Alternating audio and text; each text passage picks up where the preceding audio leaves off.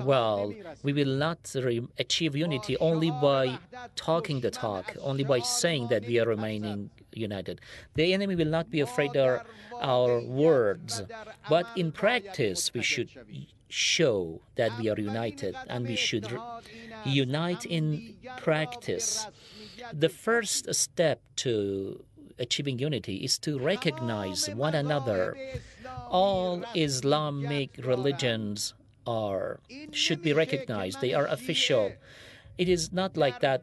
If, for example, if I'm a Shiite person, I recognize Shiism, for example, but do not recognize Shafis and Hanafis.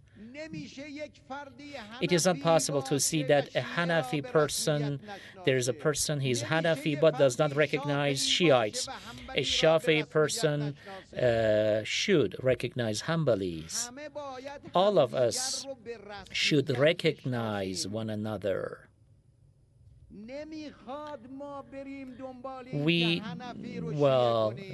do not need to convert Hanbalis to Shafis or other things. There are many non-Muslims around the world. Go and make non-Muslims convert to Islam. We should recognize one another. That's enough. We should consider one another brothers. He is reciting prayers in Arabic. For one another, we should consider one another, recognize one another, not only in words, but it is not good to recognize one another in words, but inside our hearts we think differently. This will get us nowhere. If I, as a Shiite person, I see that a number of people are killed in Pakistan and Afghanistan, I should not ask if they were Shiites or Sunnis. If I ask whether they were Shiites or Sunnis, then it is clear that we have not accepted unity. It is clear that we are not moving on the path of unity. It should make no difference to us whether the person who was killed was a Sunni or a Shiite. He is reciting prayers in Arabic. Even if that person is not a Muslim, if an innocent person, even if he is not a Muslim, is killed, if his blood is shed, then we should be sorry for that, and we should be sad to see that. We consider it as not right. We will stand up to such crimes. So let's recognize one another. This is the first point. Second, in the name of religion, we should not make it difficult for the religion. In the name of Shiism, for example, we should not try to capture the region of Islam in the name of Sunnism or in the name of Shiism. Religions and denominations, each of them are in its own place. We have a religion, and each religion has some denominations. So denominations are not the origin. They are offshoots of the religion. So denominations are offshoots, but the origin, the fountain, is Islam, is the religion. So we cannot deal a blow to the religion in the name of or for the sake of denominations.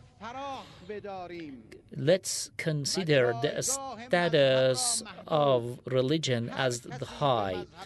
And well, yes, everybody respects his or her denomination, but should not insult other Islamic denominations, and should not deal and should not equate the religion to a single denomination. The border, we should consider the boundaries between religion and denominations. Everything boils down to monotheism. It is right to say that, we are we have two key points. First, monotheism and the unity of words. You know, the word of unity, the world does not want us to be united and to believe in God only. We just say that we have one God only, monotheism. No superpower is our God but Allah. We don't worship any Lord but God Almighty. We don't submit to anybody but Allah.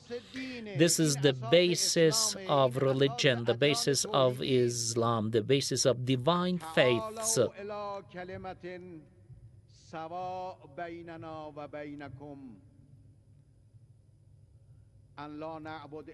He is reciting prayers in Arabic.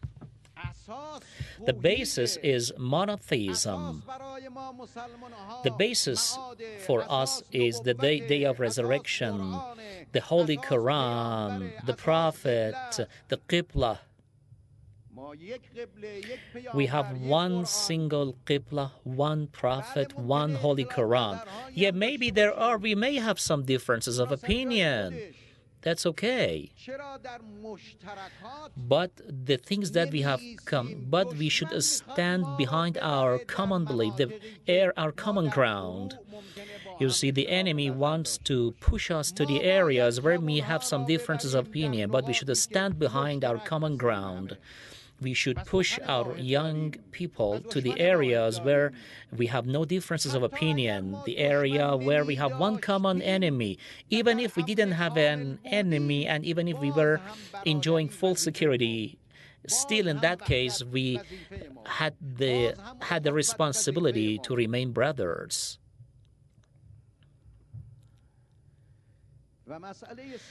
And the third point is the unity in the Muslim world should not be considered as a tactical and stopgap unity. Not because we have problems today, then we should remain united only today. So it is not that we should remain united today in order to remove our problems.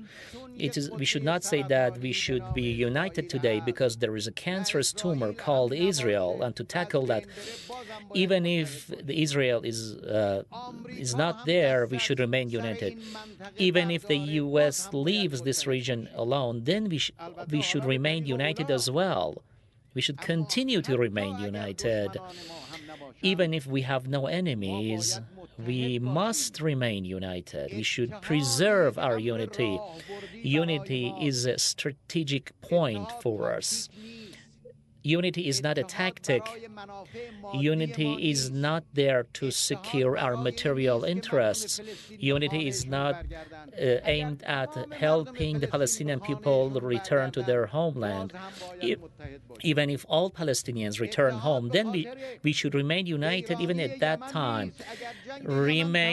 Even if the Yemen war comes to an end, and even if the whole Yemen is developed and makes progress, we should remain united. Unity is our responsibility. Unity is what our religion says, is the basis of our religion.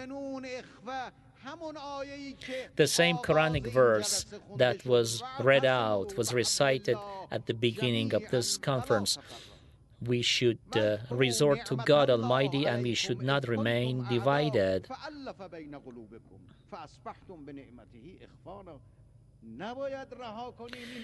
We should not forego our brotherhood unity. And if we Muslims pay attention to the message of the Prophet and listen to that message and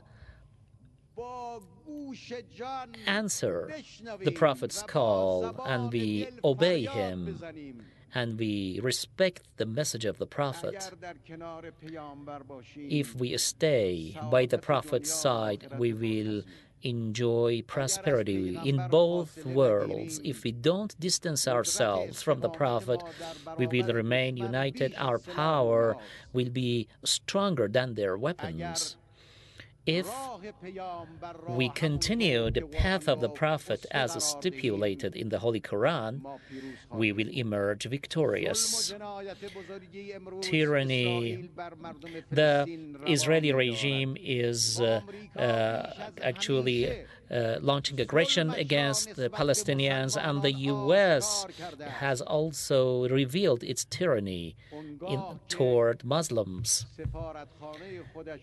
The day when the U.S. transferred its embassy to the Holy Quds,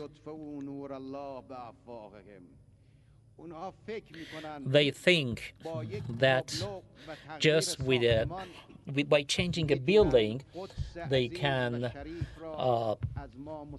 take the Holy Quds from us Muslims and from the Palestinians and from the Muslim world. But they are mistaken. Today we have a responsibility to remain united, and we know that God's promise will come true. God will fulfill His promise. May God bless you all.